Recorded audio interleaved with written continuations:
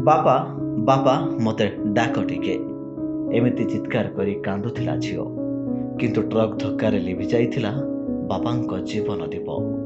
कटक जिला चौद्वार थाना अंतर्गत चाउलिया पोल उपरे घटिछि एक हृदय विदारक सड़क दुर्घटना।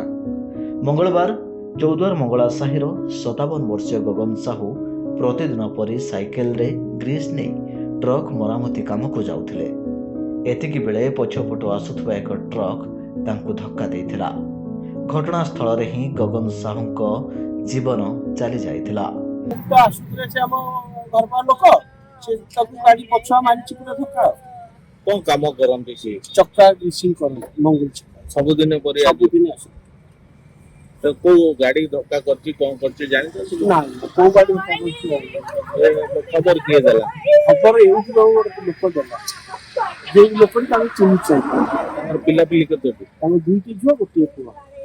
घरर एकमात्र रोजगारिया सदस्यଙ୍କ एभଳି अकाल मृत्यु परे परिवार उपरे दुखर पहाड़ खसी पड़िछि। मृत गगन साहू परिवार एकमात्र भरोसा थिबा बेले तांको मृत्यु परे परिवार एबे संपूर्ण भावे भांगी पड़िछि। चौद्वारରୁ ମାନସ କୁମାର ସାମଲଙ୍କ रिपोर्ट धरित्री लाइव।